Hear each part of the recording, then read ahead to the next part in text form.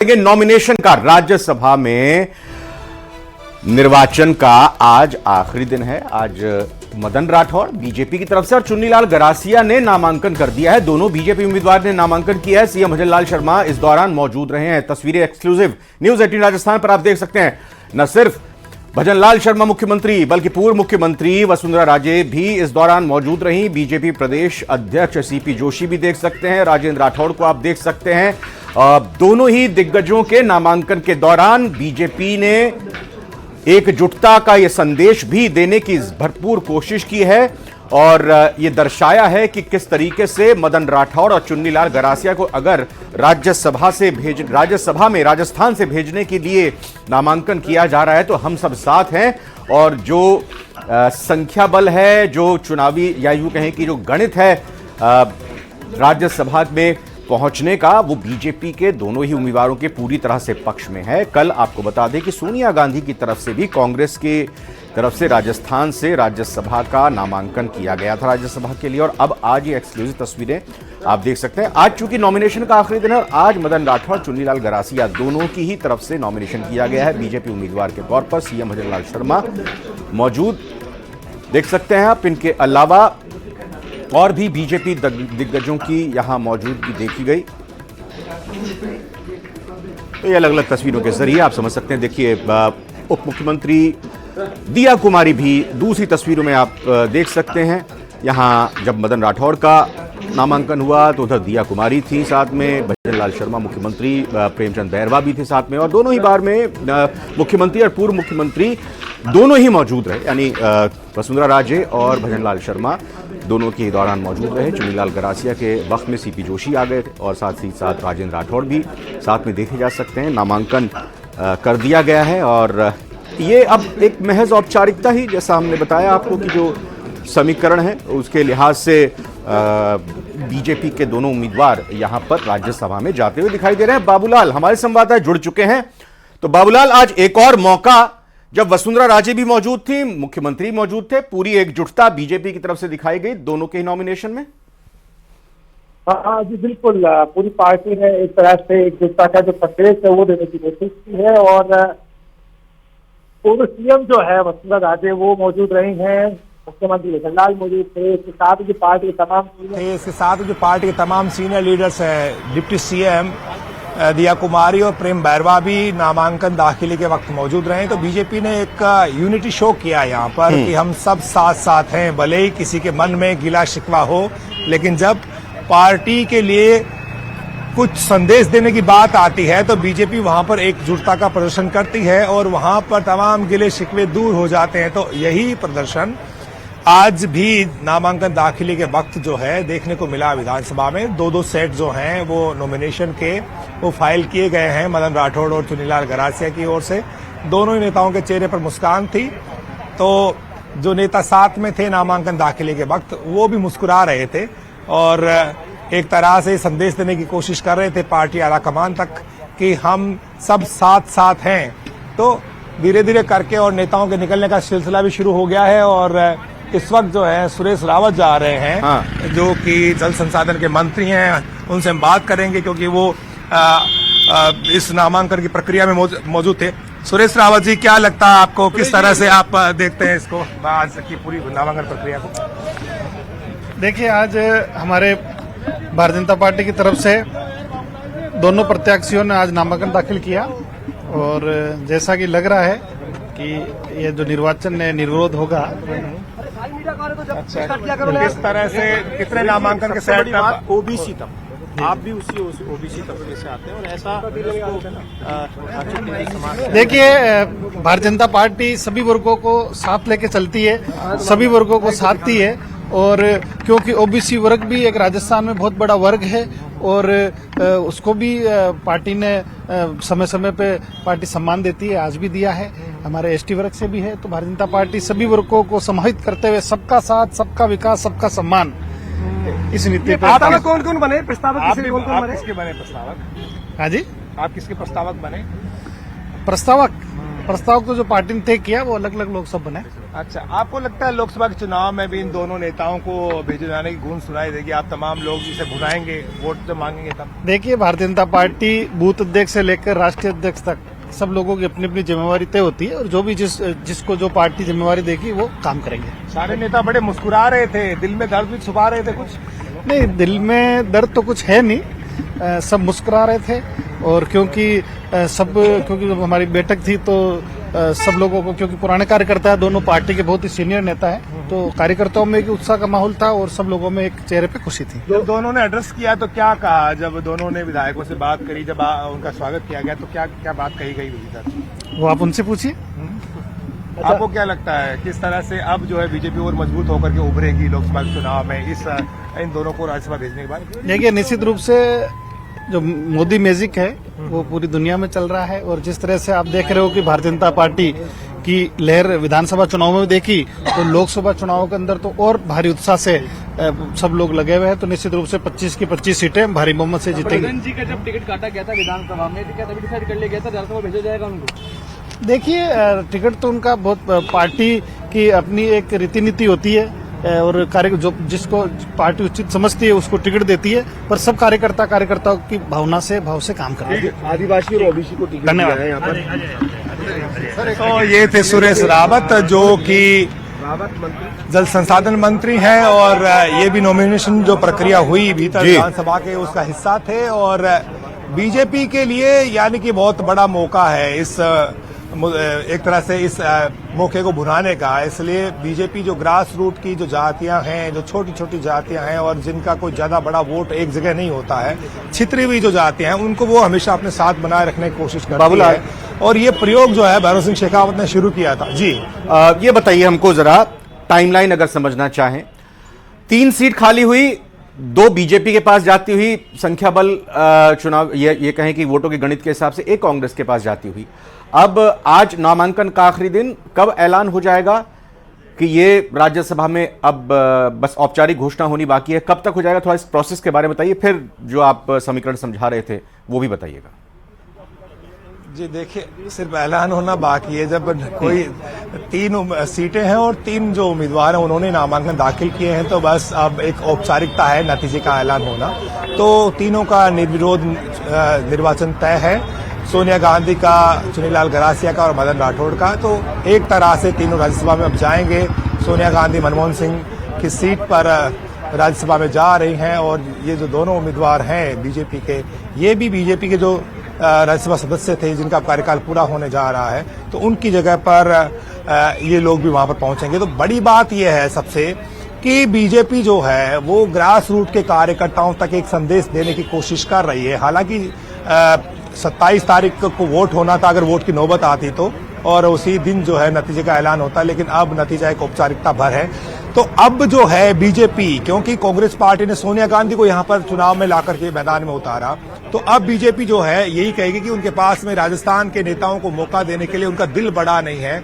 और वो जो, जबकि कांग्रेस बीजेपी जो है वो ग्रास रूट के कार्यकर्ता को मौका देती है। चुनीलाल गरासिया और मदन राठौड़ की जो उम्मीदवारी है, यानी कि उनका राज्यसभा में चुना जाना बीजेपी के कार्डर को मजबूत करेगा, बीजेपी का कार्यकर्ता पार्टी के और नजदीक जाएगा। लोकसभा के चुनाव में एक मैसेज देने की कोशिश भी होगी कि आप काम करते रहिए, आपकी फिक्र पार्टी करेगी।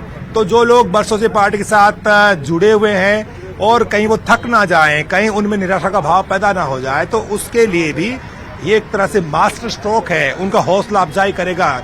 जो दोनों नेता हैं इनको राज्यसभा में भेजे जाने के इस फैसले की गूंज लोकसभा में भी सुनाई देगी। नेता जब तकरीरें करेंगे मंचों से तब वो बताएंगे कि हमने ऐसे ऐसे नेताओं को राज्यसभा में भेजा है, ऐसे ऐसे कार्यकर्ता को मुख्यमंत्री तक बना दिया। और बीजेपी के नेता तो कहते भी हैं कि हमारा तो चाय बनाने वाला देश का प्रधानमंत्री बन गया है। तो बीजेपी उन तमाम कार्यकर्ताओं को हमेशा अपने साथ खड़े रखना चाहती है जो उनके लिए बरसों से मेहनत कर रहे हैं। एक बार और सुरेश रावत से पूछ लेते हैं, लोकसभा के चुनाव होंगे तब क्या आप लोग जब मंचों से होने वाली जो तकरीर होगी, भाषण होंगे, तो आप उसमें बताएंगे नहीं क्या कि मदन राठौड़ को देख लीजिए, उदाहरण देंगे आप चुनीलाल गरासिया तक के, कि इन लोगों को कोई उम्मीद नहीं थी कि राज्यसभा भी जा सकते हैं? तो आप बताएंगे लोगों को, कार्यकर्ताओं को कि आइए देखिए, काम करते रहिए, हम आपको भी जो है कहीं ना कहीं एडजस्ट कर सकते हैं? देखिए, भारतीय जनता पार्टी कार्यकर्ताओं की पार्टी है और भारतीय जनता पार्टी एक ऐसी मात्र देश की पार्टी है जिसमें कार्यकर्ताओं का सम्मान होता है। आप मेरा उदाहरण ले लीजिए, मैं गांव की छोटी सी ढाणी में रहने वाला एक किसान परिवार का एक गरीब व्यक्ति को राजस्थान की विधानसभा में 3 बार भारतीय जनता पार्टी ने प्रत्याशी बना के और जनता ने चुन के भेजा। अब मेरे को जल संसाधन जैसे महत्वपूर्ण विभाग की जिम्मेदारी दी। आज हमारे देश के यशस्वी प्रधानमंत्री जी है, वो खुद किसी जमाने के अंदर चाय बनाते थे। तो इस तरह से छोटे से हमारे भजन लाल जी है, बहुत ही साधारण कार्यकर्ता थे, आज राजस्थान के यशस्वी मुख्यमंत्री जी है। तो इस तरह से भारतीय जनता पार्टी प्रत्येक कार्यकर्ताओं को सम्मान के दृष्टि से देखती है और इससे आम जनता के साथ साथ कार्यकर्ताओं के अंदर भी एक उत्साह का संचार होता है। आपको लगता है कि यही ताकत आप लोगों की पार्टी को बड़ा बना देती है? जब चुनाव होता है तो वही कार्यकर्ता पूरी ताकत से लग जाता है। सुरेश रावत भी एक साधारण से कार्यकर्ता ही थे, कैबिनेट मंत्री बने। कुछ पता था आपको कि हाँ मुझे भी कैबिनेट मंत्री बनाया जाएगा? देखिए, बिल्कुल हमें बिल्कुल अंदेशा नहीं था, न कोई ये उम्मीद थी। हम तो विधायक बन गए थे, वही बहुत था। पर भारतीय जनता पार्टी ने हम जैसे साधारण से कार्यकर्ताओं पे जो विश्वास जताया उसके लिए मैं पार्टी का हृदय से बारंबार धन्यवाद ज्ञापित करता ही हूँ। और यही ताकत हमारी पार्टी की है कि छोटे से कार्यकर्ताओं पे पार्टी निगाह रखती है, जो अच्छा काम करती है उसको आगे बढ़ाती है। बाद मैं बाबूलाल करूंगा क्योंकि एक बड़ी खबर आ रही है, हम उसका रुख जल्दी से कर लेते हैं। यहां पर लोकसभा चुनाव के ऐलान से पहले इलेक्टोरल बॉन्ड्स को लेकर सुप्रीम कोर्ट ने बड़ा फैसला सुनाया है। सुप्रीम कोर्ट ने चुनावी बॉन्ड को अवैध करार देते हुए नए बॉन्ड की खरीद पर रोक लगा दी है। कोर्ट ने कहा कि इलेक्टोरल बॉन्ड सूचना के अधिकार का उल्लंघन है, वोटर को पार्टियों की फंडिंग के बारे में जानने का हक है। कोर्ट ने आदेश दिए हैं कि बॉन्ड खरीदने वालों की लिस्ट सार्वजनिक की जाए। सुप्रीम कोर्ट ने कहा है कि नागरिकों को यह जानने का अधिकार है कि सरकार के पास पैसा कहां से आता है और कहां जाता है। कोर्ट ने माना कि गुमनाम चुनावी बॉन्ड सूचना के अधिकार और अनुच्छेद 19(1)(a) का उल्लंघन है। चीफ जस्टिस ऑफ इंडिया ने फैसला सुनाते हुए कहा कि इलेक्टोरल बॉन्ड के अलावा भी काले धन को रोकने के दूसरे तरीके हैं।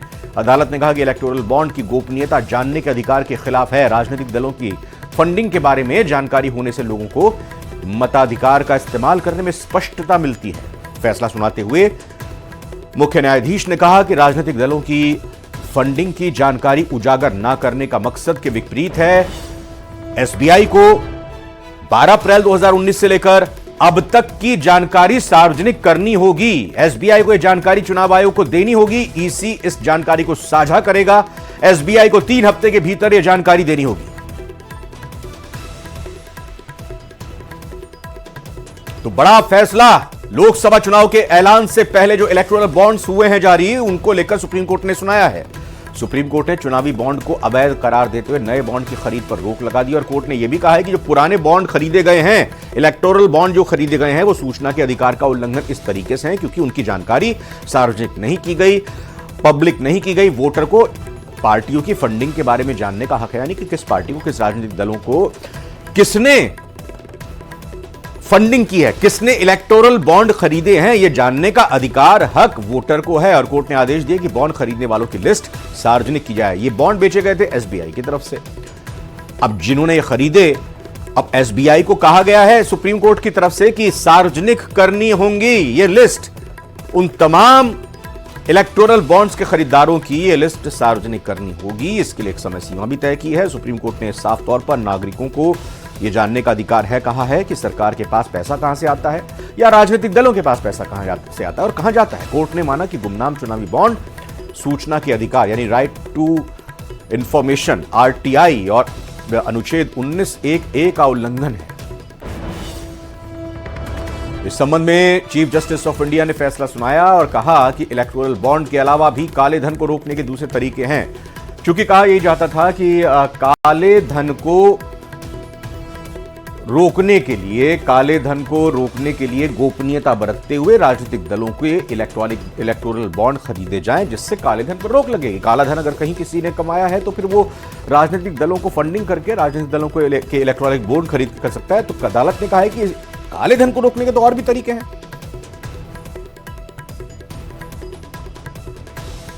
तरीके से ये स्कीम लाई गई थी उसमें काफ़ी ब्लैक मनी को बढ़ावा दिया गया है।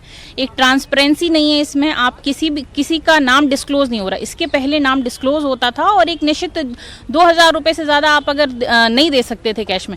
अब इन्होंने कितने भी रुपए आप जो है बॉन्ड खरीदिए बैंक में जाके और पार्टी को डोनेट कर दीजिए। इससे ट्रांसपेरेंसी तो पूरी तरीके से खत्म हो गई और निश्चित रूप से कहीं ना कहीं डेमोक्रेसी के लिए बहुत बड़ा खतरा है। पहले जो रिस्ट्रिक्शन था कि अपना एनुअल प्रॉफिट से 7.5% से ज़्यादा नहीं दे सकती, वो भी रद्द कर दिया है कि ये हमारे इलेक्टोरल डेमोक्रेसी के खिलाफ है, क्योंकि ये लेवल प्लेइंग फील्ड को हटाता है और बड़ी बड़ी कंपनियों को इलेक्शन इन्फ्लुएंस करने देता है। और ये निर्णय जो इलेक्टोरल बॉन्ड पर आया है सुप्रीम कोर्ट का, इसको लेकर सुप्रीम कोर्ट के निर्णय पर पूर्व मंत्री प्रताप सिंह खाचरियावास ने बयान दिया है। सुप्रीम कोर्ट के फैसले को लोकतंत्र की रक्षा के लिए अहम बताया है। अब राजनीतिक दलों द्वारा चंदे के रूप में लिए गए काले धन की जानकारी मिल सकेगी।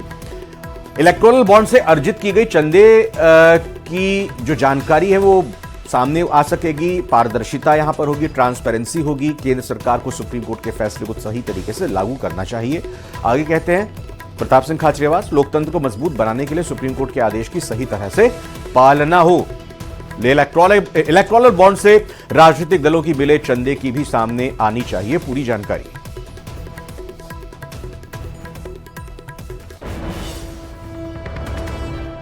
सुप्रीम कोर्ट ने असंवैधानिक करार दे दिया है। पहले से कांग्रेस पार्टी ये कहती रही कि जो चुनावी बॉन्ड है जिसमें जनता को कुछ पता नहीं चलता, ये एक बड़ा घोटाला है। आपको किस बिजनेस घराने ने कितना बड़ा पैसा दिया, क्यों दिया, इसका कारण स्पष्ट होना चाहिए, उसकी लिस्टिंग होनी चाहिए। इलेक्शन कमीशन को पता नहीं है, जनता को पता नहीं है, कोई राइट टू इन्फॉर्मेशन के दायरे में ये आता नहीं है। आखिर सुप्रीम कोर्ट ने आज बहुत बड़ा न्याय किया है देश की जनता के साथ कि कम से कम जो आरटीआई के दायरे में आ गया, इलेक्शन कमीशन के दायरे में आ गया। ऐसे वक्त में इस फैसले ने साबित कर दिया कि बीजेपी को जवाब देना पड़ेगा कि यदि बड़े बड़े काम हुए हैं और उन बड़े बिजनेस टाइकून्स ने इनको पैसा दिया है तो निश्चित रूप से इसमें इनका स्वार्थ नजर आता है। यदि ये फैसला जो सुप्रीम कोर्ट का आया, यदि इसको ईमानदारी से लागू करना तो केंद्र सरकार का काम है, लागू होता है तो बैक की पूरी हिस्ट्री आ जाएगी, सच्चाई सामने आ जाएगी। कांग्रेस पार्टी लगातार कहती रही, आज तक किसी ने चुनावी बॉन्ड जारी नहीं किए।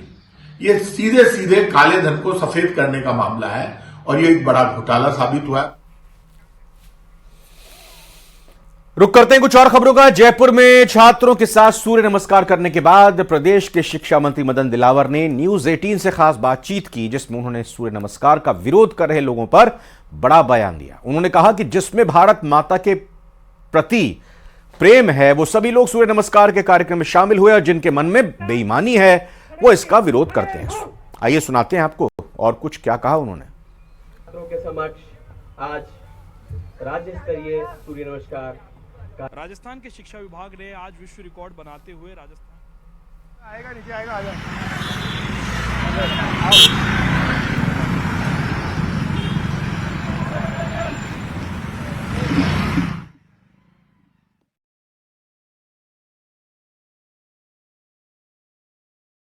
के राष्ट्रीय अध्यक्ष जेपी नड्डा भी राज्यसभा के लिए नॉमिनेशन फाइल करने के लिए गए हैं।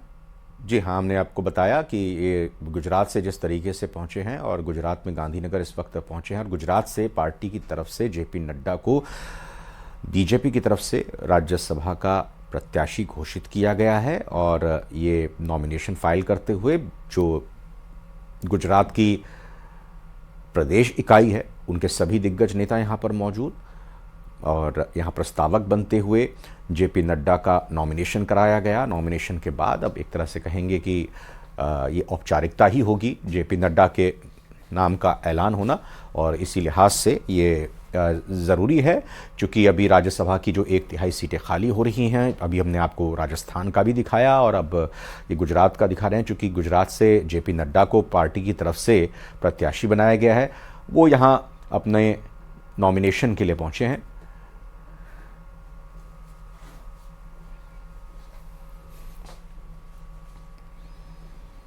तो जेपी नड्डा के नामांकन के दौरान गुजरात इकाई के तमाम दिग्गज नेता यहाँ पर मौजूद और ये अब एक तरह से औपचारिकता ही रहेगी क्योंकि साफ तौर पर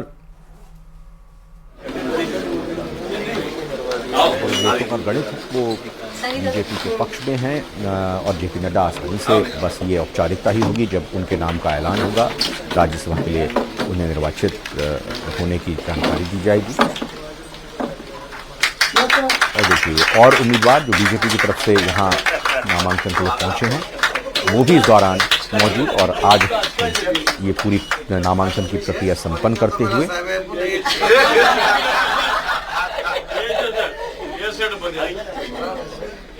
थोड़ी जगह कर लिया तो 4 उम्मीदवार साथ ही। और इस खबर के साथ ही अब एक महत्वपूर्ण खबर आ रही है। पीसीसी अध्यक्ष गोविंद सिंह डोटासरा प्रेस कॉन्फ्रेंस कर रहे हैं। क्या मामला है, क्या कुछ जानकारी दे रहे हैं, आइए सुनते हैं। कर रहे हैं उनके साथ में किस प्रकार से बर्बरतापूर्वक कार्रवाई की जा रही है, जैसे आतंकवादियों के खिलाफ भी नहीं की जा सकती और जो पाकिस्तान है जहां से आतंकवाद आता है उनके खिलाफ भी इस तरीके की कार्रवाई नहीं होती है, ऐसी किसानों के साथ में हो रही है। तो मेरा कहने का मतलब है कि जब पहले जो शहीद हो गए उनका मुआवजा नहीं, जो वायदा इन्होंने लिखित में देश के प्रधानमंत्री जी के, कृषि मंत्री ने और सरकार ने, भारत सरकार के अधिकारियों ने किया, उस पर काम नहीं।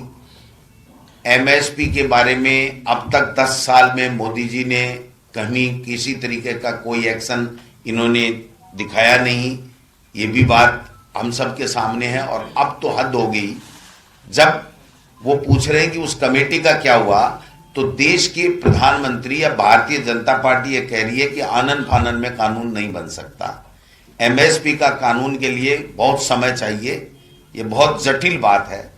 तो हम लोग पूछना चाह रहे हैं इस प्रेस कॉन्फ्रेंस के माध्यम से कि देश के प्रधानमंत्री जी ये बता दीजिए कि फिर किसान के हक का एमएसपी का कानून बनाना बहुत जटिल है और बहुत समय लगता है, तो आपने ये 3 काले कानून जो किसानों पे थोपे थे वो किसके हित के लिए बनाए थे, ये अब पूरी तरीके से स्पष्ट होने लग गया है कि ये केवल अपने चंद उद्योगपति मित्रों के लिए, उन्होंने उनके फायदे के लिए बनाए थे, न कि किसान के फायदे के लिए।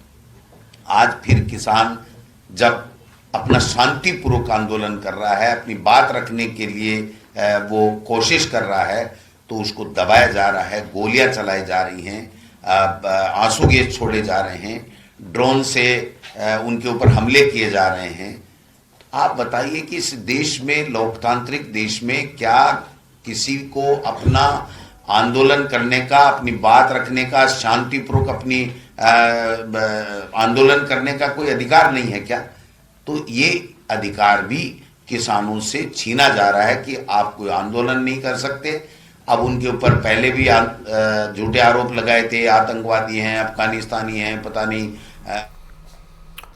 प्रतापगढ़ से बड़ी खबर आ रही है। मादक पदार्थ तस्कर पर कार्रवाई की गई है। प्रतापगढ़ पुलिस की बड़ी कार्रवाई देखने को मिली है, जहां पर तस्कर नंदकिशोर की 4 करोड़ की प्रॉपर्टी को फ्रीज किया गया। नारकोटिक्स ब्यूरो ने बरामद किया था नशीला पदार्थ और आरोपी के घर से 771 किलो का डोडा चूरा मिला था। एक बंदूक और गाड़ी को भी जब्त किया गया था। जिले में प्रॉपर्टी फ्रीजिंग की अब 6ठी बड़ी कार्रवाई यहां पर सामने आई है। प्रतापगढ़ से मादक पदार्थ तस्कर पर यह कार्रवाई हो रही है। प्रतापगढ़ पुलिस की यह बड़ी कार्रवाई देखने को मिली, जहां पर तस्कर नंदकिशोर की 4 करोड़ की प्रॉपर्टी को फ्रीज किया गया है।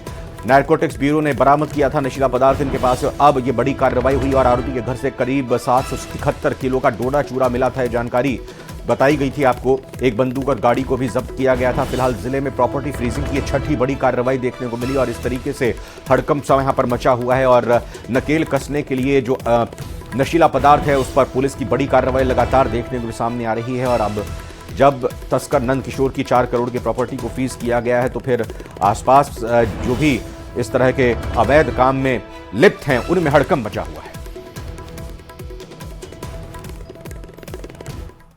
और इसी खबर के साथ फिलहाल बुलेटिन में भी इतना ही। आप बने रहिए न्यूज़ 18 राजस्थान के साथ।